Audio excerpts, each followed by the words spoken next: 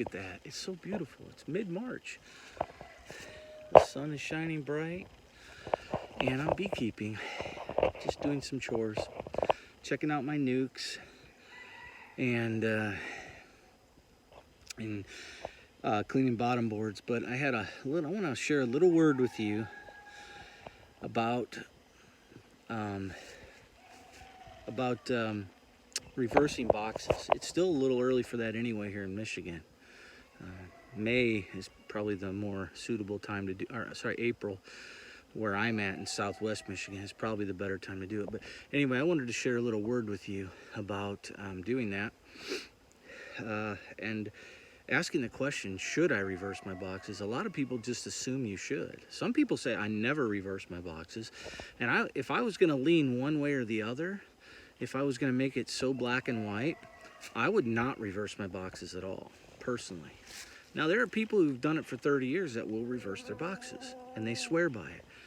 But I guess I want to talk a little bit as to why you should or shouldn't. So anyway, we're not going to go in this colony, but I'm going to give you a little insight on this colony as to why I share the thoughts that I have. So anyway, there you go. Usually, coming out of winter, you'll see the bees will be up in the second or third box. The bees are down in the bottom box brooding right now. And there's a little brood right here and brood here. So one reason why, guys, for those of you, here's a lesson. For those of you that want to talk about flipping boxes, and you do it by habit, I don't think it's a good idea to just habitually flip your boxes or reverse your boxes, okay? Think about this. The brood nest, and I confirmed it, is here and here, okay? If I take this box and put it on top of this box and put this box down here, what happens to me? What happens? Well, what happens is now there's a cluster up here and a cluster down here. So now I've separated the cluster, okay? You do not want to flip your boxes just out of habit for the sake of flipping your boxes or reversing them. I keep saying flipping, but either way, you don't want to do that. Now, if you can confirm that your queen, now, let me say this though.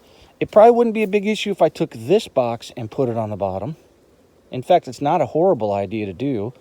That offers a little buffer for the wind coming in, but I don't have any wind here because, as you can see, I'm out in the middle of the forest and I'm in a valley. So that up there is 75 to 100 feet higher. And over here, same thing. So I'm in a low spot. I don't get wind problems here. Okay. But if this were a two deep box and you reverse that, you're separating the brood nest. And unless your colony's huge, you're going to destroy some brood. They're going to have to pick and choose which one they want to live or not. Okay. But let's take a 2 deep box, for example. Okay. Like this one right here.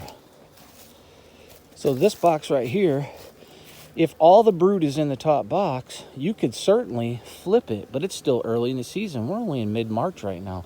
The nights are still cold and everything. I wouldn't mess with it right now. I wouldn't mess with it. There's only 2 or 3 frames of brood in there. So anyway, that's a side note. But